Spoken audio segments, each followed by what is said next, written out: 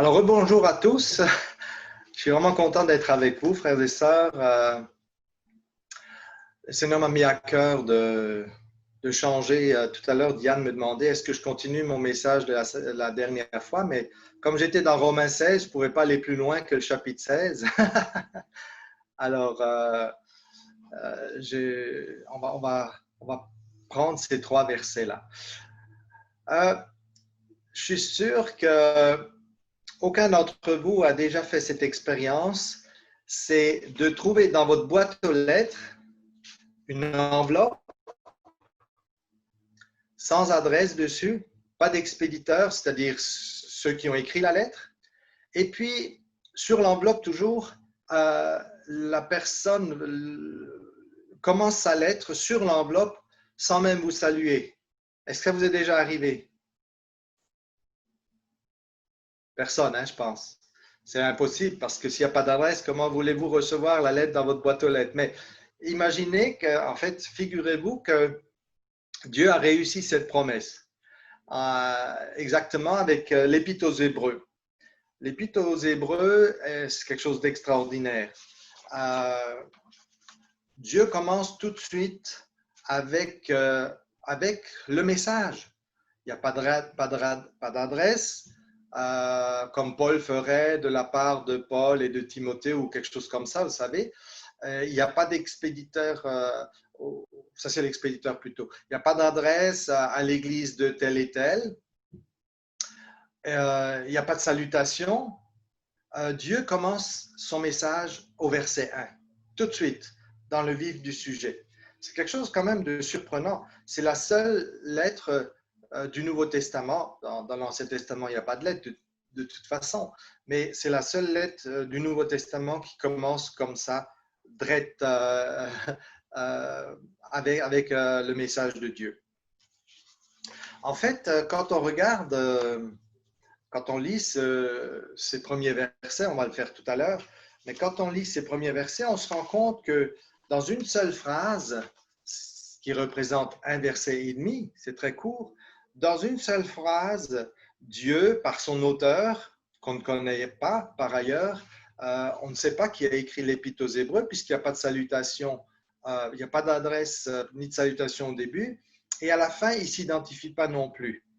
Donc, en un verset et demi, Dieu déroule devant ses lecteurs leur histoire des Hébreux, des Juifs. Ça relève du génie. Pouvez-vous imaginer un seul livre d'histoire au monde qui résume l'histoire du peuple dont il parle en une phrase et demie? C'est une vraie prouesse. C'est la prouesse du Saint-Esprit qui a inspiré l'auteur de l'Épître aux Hébreux. Ce qu'on sait, c'est que les lecteurs sont d'origine juive. Hein? Ils parlent de nos ancêtres, les prophètes. Donc, on est là, c'est un rappel de l'Ancien Testament.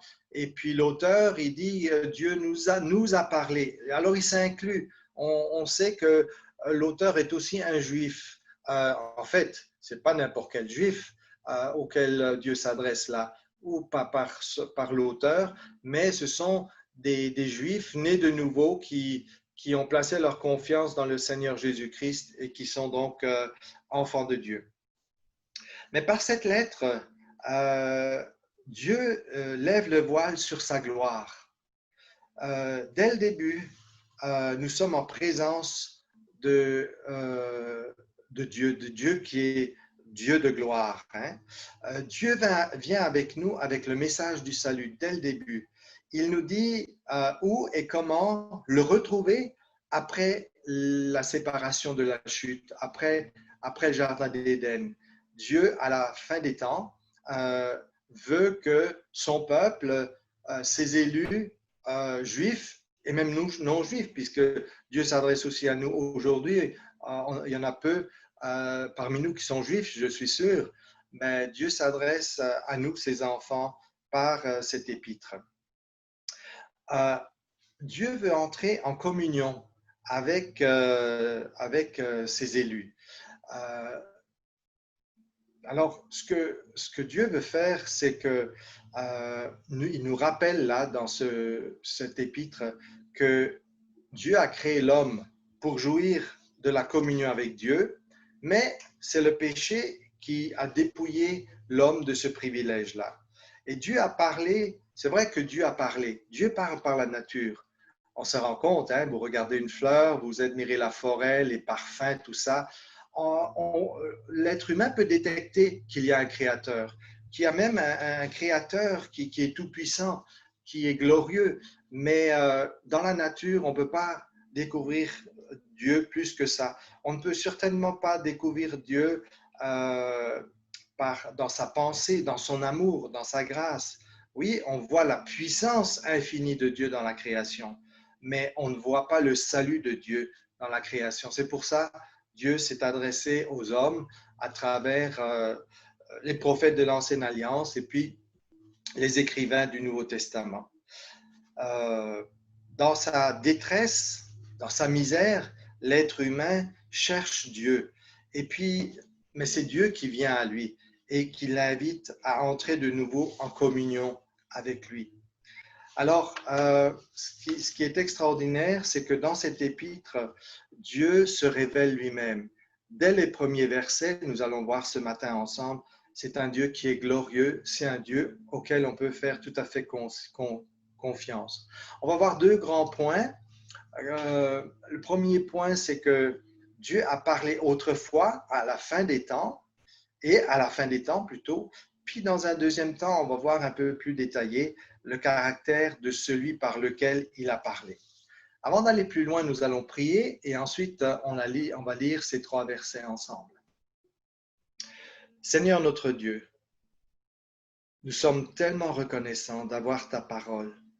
Merci pour cet épître aux Hébreux, à ces frères et sœurs que tu as sauvés du milieu de ton peuple juif et auquel tu parles à travers un auteur qui nous est inconnu, un auteur juif aussi qui t'a rencontré et dont tu te sers pour te révéler d'abord à ton peuple juif, à ceux de tes élus parmi ce peuple ancien, mais aussi à nous aujourd'hui. Tu veux nous parler encore, Seigneur, par cet épître et par ces trois versets.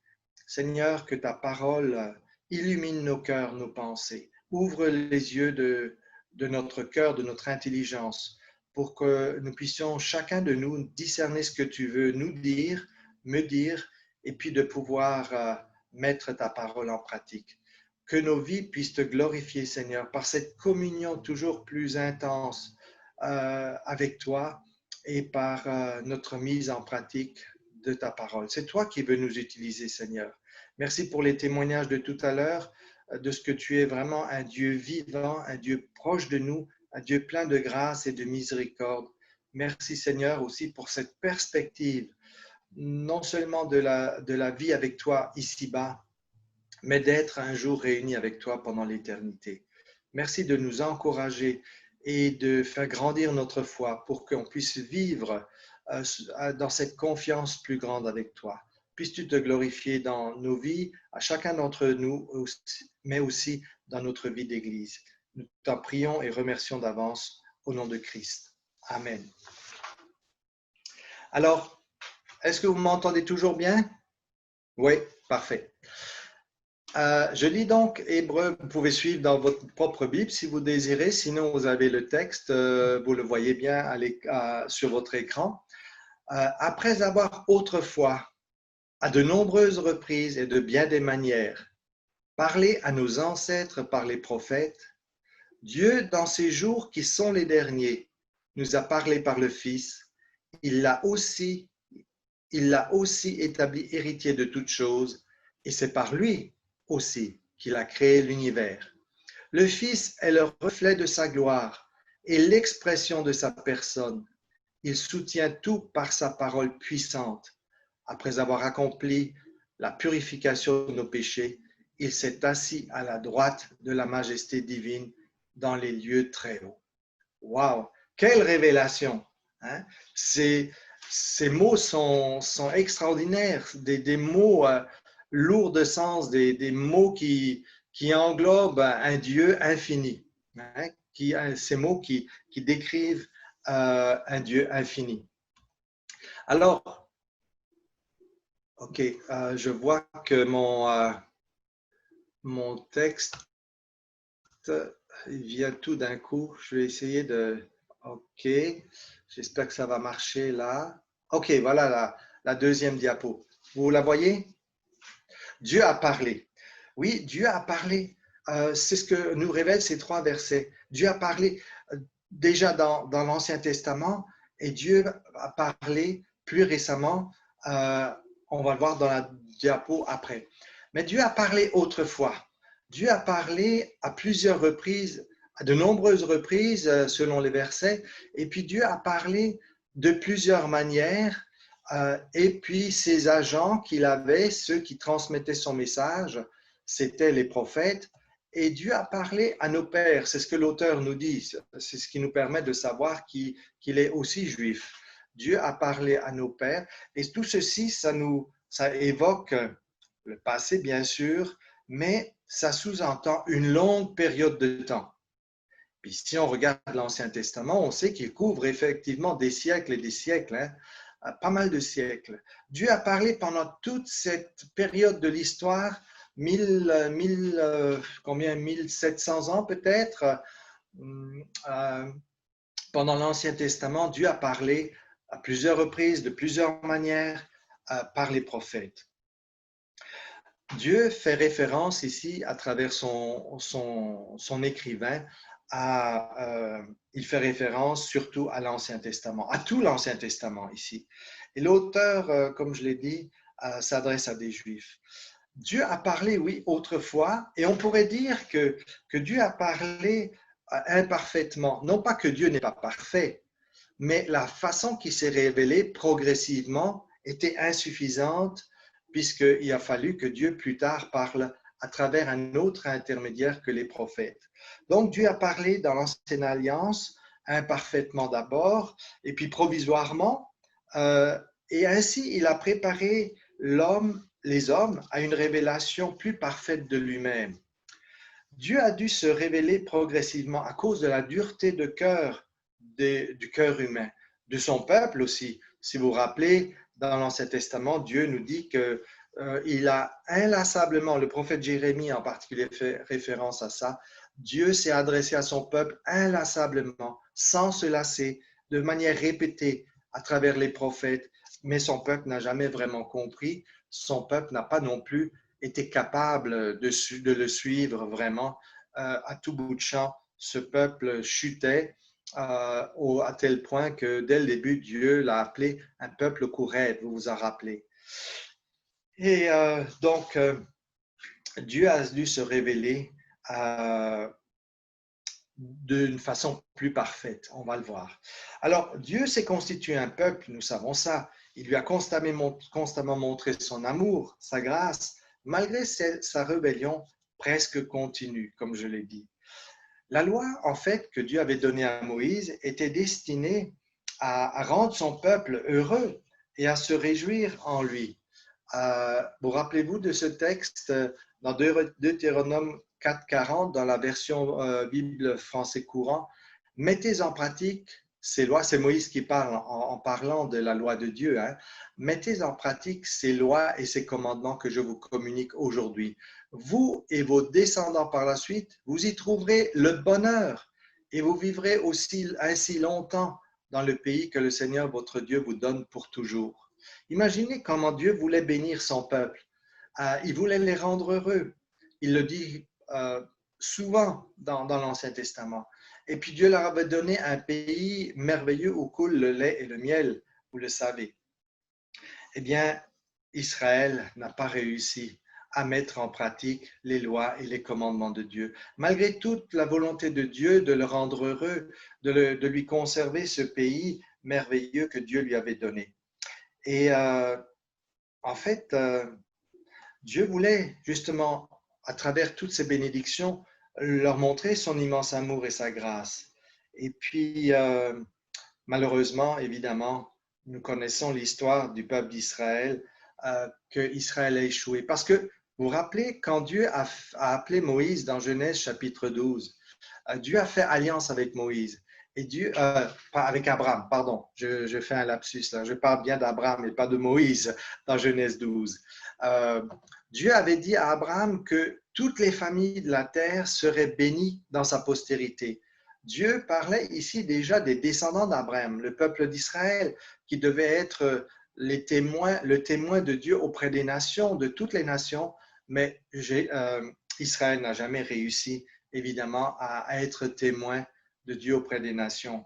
Et il a fallu que un autre porte-parole de Dieu arrive, le Seigneur Jésus-Christ, pour que le peuple d'Israël soit témoin de Dieu auprès des nations. Et c'est à travers son Fils que Dieu va réaliser cette promesse qu'il avait faite à Abraham, cette alliance qu'il avait faite avec Abraham. Donc, on peut dire que non seulement le peuple juif, mais nous aussi, les nations de toutes les époques, aujourd'hui encore, on pourrait dire que la créature de Dieu est incapable de fidélité envers son Créateur. Et l'ancienne alliance était donc insuffisante. Ce qui nous amène au verset 2, la première partie du verset 2, Dieu a parlé dans ces jours qui sont les derniers. De quoi est-ce que Dieu parle ici quand il dit ces jours qui sont les derniers? Eh bien, cette expression dans les derniers jours et ces jours qui sont les derniers, l'Épître aux Hébreux donne une autre expression de cette expression-là, les jours qui sont les derniers. Dans Hébreux 9, 26, il est question à la fin des temps. Et cette fin des temps, l'apôtre Jean déjà en a parlé dans sa première épître. Il dit dans mes petits-enfants, c'est la dernière heure. Alors on voit que ces trois expressions sont synonymes. Ces jours, les derniers temps. On peut dire aussi la fin des temps ou encore la dernière heure, comme Jean en parle. Évidemment, dans cette dernière période de l'histoire, c'est important de savoir quelles sont ses limites. Eh bien, elle a commencé cette dernière période avec la première venue du Fils de Dieu, Jésus-Christ, quand il a été incarné avec la croix. Et puis, cette période de l'histoire, ces jours qui sont les derniers, ils vont s'achever lors du retour en gloire du Sauveur, lors du retour du Seigneur Jésus quand il viendra chercher son Église. C'est ça qui mettra fin à la période des derniers jours, à la fin des temps. Eh bien, Christ nous a parlé, dit l'auteur aux Hébreux, en ces jours qui sont les derniers, Dieu nous a parlé par le Fils. Et c'est tellement important ça, puisque dans l'Ancienne Alliance, Dieu qui avait parlé pendant des siècles à travers ses prophètes, il n'y a pas eu vraiment d'écho favorable. Les Juifs n'ont pas pu remplir leur mission auprès des nations. Eh bien, il a fallu que ce soit un porte-parole glorieux, inégalable, Jésus-Christ lui-même, le Fils de Dieu, qui parle aux Juifs d'abord, lors de sa première venue, et à travers le Nouveau Testament à toutes les nations.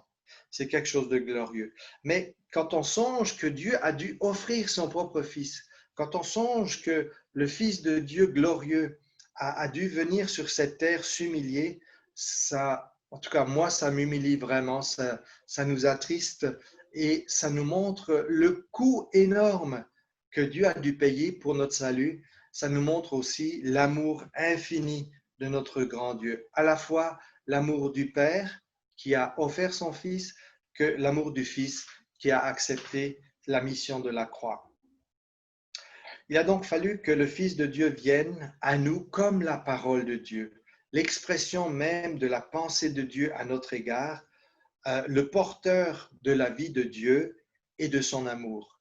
Il fallait que le Fils vienne nous mettre en contact vivant avec ce Dieu créateur, ce Dieu infini.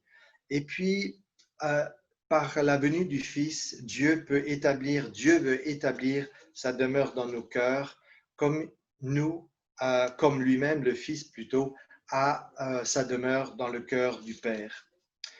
Et en parlant par son Fils, le Père nous le donne en quelque sorte. Il nous l'offre, puisqu'il l'a donné pour le monde entier, Jean 3,16. Et puis, Dieu nous l'a donné non seulement pour qu'il soit avec nous, ce Fils, mais pour qu'il soit en nous par l'Esprit de Christ, l'Esprit Saint. Il habite dans le cœur de ses enfants. Quelle gloire, n'est-ce pas? Et quelle bénédiction pour nous, frères et sœurs.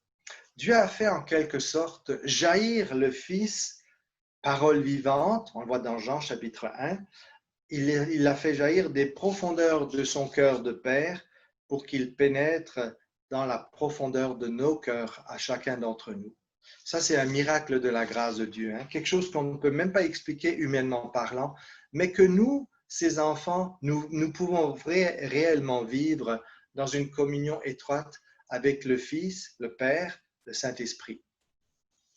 Donc, si on met ensemble les deux tableaux qu'on vient de voir, on voit que Dieu a parlé effectivement. Dieu a parlé autrefois et Dieu parle maintenant, en ces derniers temps de l'âge de l'humanité. Et ce qu'on peut voir ici, c'est que, comme dans la littérature des Juifs, il y a un parallèle. Vous voyez le parallèle dans le temps, autrefois et maintenant. Vous pouvez le voir sur la diapo. Et on parle de parallélisme. C'est dans la littérature des Juifs, c'est très courant, des parallélismes. Ici, on a un double parallélisme. Vous pouvez le voir dans le tableau. Verticalement, c'est un parallélisme du temps, autrefois et maintenant. Mais il y a un parallélisme aussi, si vous voulez, horizontal, la ligne rouge et la ligne bleue. La ligne rouge, le parallélisme, Dieu a parlé autrefois à nos pères et maintenant Dieu nous parle à nous dans la nouvelle alliance. Autrefois, Dieu a utilisé les prophètes. Aujourd'hui, Dieu nous parle par le Fils. Vous voyez ce parallélisme dans la littérature juive. Qu'est-ce qu'on doit en retenir pour nos vies de ce un verset et demi qu'on a ici résumé dans ce tableau? Qu'est-ce qu'il faut en retenir pour nos vies? Eh bien, cette phrase, qui est relativement courte, puisqu'elle tient dans un verset et demi, on l'a dit tout à l'heure, elle renferme tout l'amour de Dieu, qui surpasse toute connaissance, comme le dira l'apôtre Paul dans Éphésiens. Tout l'amour de Dieu qui révèle l'infinie richesse de sa grâce. C'est encore Paul dans Éphésiens qui nous dit ça. J'aime ces expressions. Je trouve que Paul est un auteur, comment je dirais ça, avec beaucoup d'énergie. Vous ne trouvez pas? Quand il parle l'infinie richesse de la grâce de Dieu, c'est vrai, c'est vraiment ça. Mais bon, on ne peut même pas se l'imaginer, mais ces mots, ces paroles, ces termes que Paul utilise sont très imagés et ça nous permet de réfléchir, de méditer sur cette grâce de Dieu qu'on ne peut pas mesurer. La même chose quand il dit que l'amour de Dieu surpasse toute connaissance. C'est vrai, aucun d'entre nous, je suis sûr, vous serez d'accord avec moi, ne peut entrer dans les profondeurs de l'amour de Dieu. Tellement il est vaste, il nous dépasse tant. Vous vous rappelez, Paul, dans justement Éphésiens, il parle de la longueur, la hauteur, la longueur, la largeur, la profondeur, etc., de l'amour de Dieu. Personne ne peut le mesurer. Peut-être qu'un jour, quand on sera au ciel avec Dieu, nous pourrons peut-être mieux saisir son amour infini. Mais pour le moment, on peut même pas, moi en tout cas, je ne peux même pas me l'imaginer, ces dimensions-là, la grandeur. C'est inépuisable, l'amour de Dieu. Alors, quelle doit être notre attitude par rapport à cette révélation de Dieu qu'on voit dans ce tableau, par rapport à l'infinie richesse de la grâce de Dieu, par rapport à cet amour de Dieu qui dépasse toute connaissance? Quelle doit être notre attitude? Je suis sûr que vous serez d'accord avec moi, c'est une reconnaissance infinie, une reconnaissance toujours plus grande. Dire à Dieu combien nous apprécions son amour, combien nous l'aimons à cause de son amour, à cause de son grand salut. Dieu nous dépasse, Dieu nous, pas seulement il nous dépasse, mais il dépasse l'entendement. C'est ça. Dieu nous surprend. Dieu nous surprend toujours par sa fidélité, par son amour, par sa constance, par sa douceur, hein, par son pardon renouvelé sans arrêt. Dieu, on a un Dieu extraordinaire. On ne peut pas s'empêcher ni s'arrêter de le louer, de le remercier. Peut-être qu'on doit cultiver dans notre vie plus de reconnaissance. Demander à Dieu de me rendre toujours plus conscient de sa présence en moi, à mes côtés, de son amour qui m'inonde, de sa grâce qui m'entoure. Je ne sais pas si vous vous sentez satisfait de l'amour que vous portez à Dieu. Moi, je me sens tellement insatisfait. Je pense que vous aussi. Et puis, euh, je me sens très insatisfait par rapport à la conscience que j'ai de Dieu. Je suis peu conscient de Dieu. On doit toujours faire un effort renouvelé. En tout cas, je pense qu'il y a des personnes pour lesquelles c'est peut-être plus facile, dépendant de notre tempérament. Mais il me semble qu'on n'est jamais assez conscient de Dieu, de son amour, de sa grâce, de sa présence.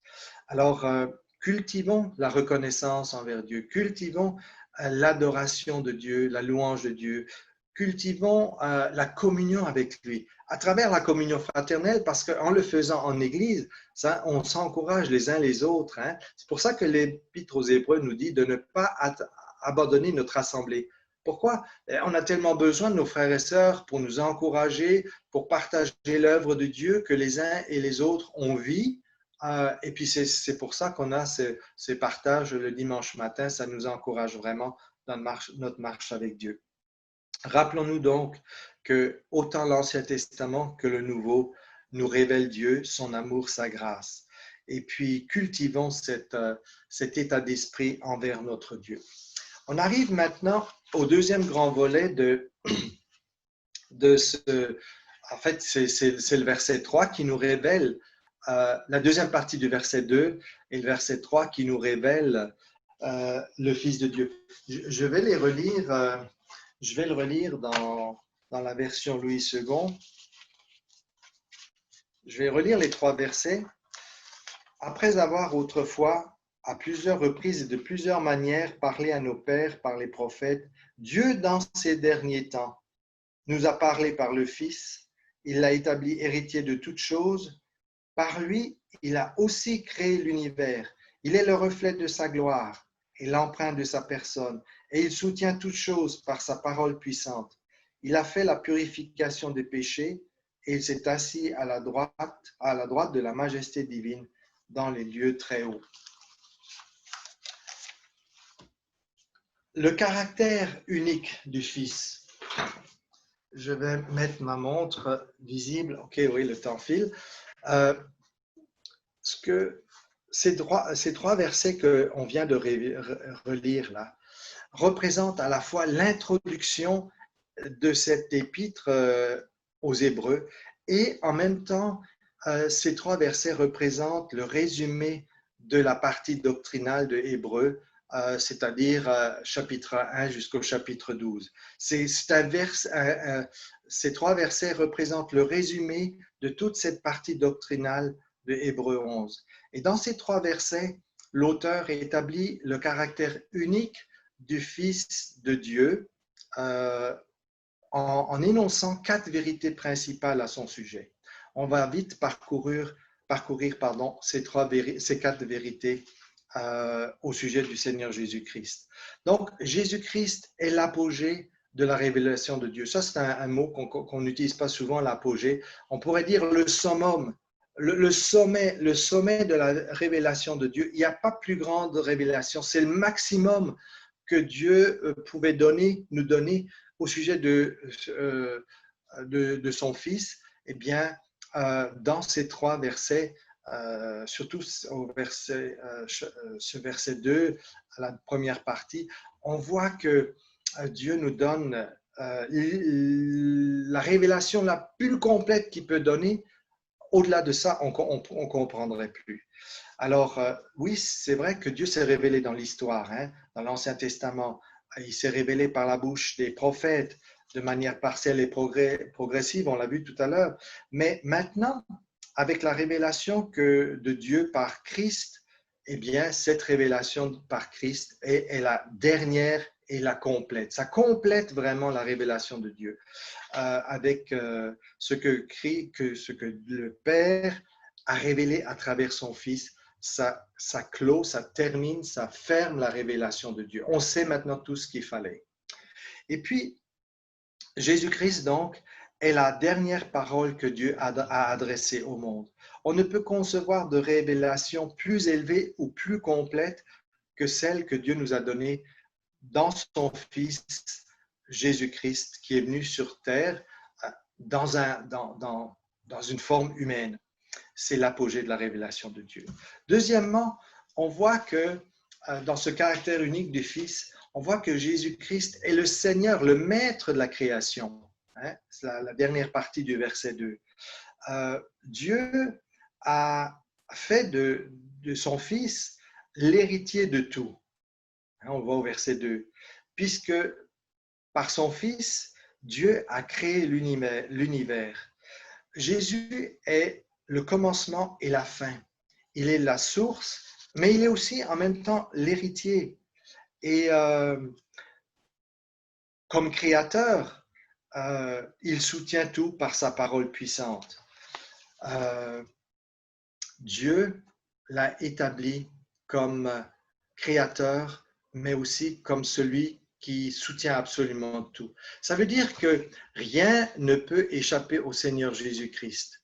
Et ainsi, nous réalisons combien nous sommes en sécurité avec notre Sauveur, avec ce Dieu qui nous aime tant. Nous sommes vraiment en sécurité. J'aimerais vous rappeler Jésus qui a dit dans Jean 10, personne ne peut ravir mes brebis de ma main. Il dit aussi, les brebis sont dans la main de mon Père et personne ne peut les ravir de sa main. Combien nous sommes en sécurité avec le Seigneur de la création et l'auteur de notre salut. Enfin, un troisième aspect du caractère unique du Fils, c'est que Jésus-Christ est Fils de Dieu. La première partie du verset 3 nous le dit. Ça veut dire quoi ça? Ça veut dire que Christ reflète la splendeur de la gloire divine. Il est la représentation exacte de ce que Dieu est, un Dieu infini. Mais cette représentation, on pourrait dire que, vous voyez, c'est comme un seau. Vous voyez l'image ici? Un seau avec son empreinte. C'est exactement la représentation exacte. L'empreinte est la représentation exacte du seau, de l'instrument qui a permis de l'imprimer. De la même manière, le texte ici, Dieu nous dit que le Fils est la représentation exacte de ce que Dieu est. D'une part, il est distinct du Père, ce sont deux personnes différentes, le Père et le Fils, nous le savons, mais même si ce sont deux personnes distinctes, eh bien, le Fils est la représentation exacte du Père. Ça nous amène au quatrième aspect de ce caractère unique du Fils. Jésus est le sauveur des pécheurs. Et ça, nous le connaissons bien, nous le savons. Et puis, il est à la fois, il a achevé l'œuvre de purification des péchés et il s'est assis à la droite du Père. Alors, rappelons-nous ces 4 points quand nous sommes ensemble en Église, quand nous sommes seuls, pour remercier notre Dieu, mais aussi pour l'adorer. Et puis, plus nous allons consacrer du temps à l'étude de la pensée de Dieu, plus nous l'aimerons et nous nous attacherons à lui. Notre but est de ressembler de plus en plus à ce Fils qui nous a révélé le Père, pour que ceux qui nous entourent voient Jésus en nous. Comme notre sœur a dit tout à l'heure, elle veut être témoin. Plusieurs, vous avez dit que vous voulez être témoin de Christ. Et bien que les autres qui nous entourent puissent voir le Seigneur Jésus en nous et qu'ils aspirent à le connaître à leur tour, qu'ils aspirent à ce salut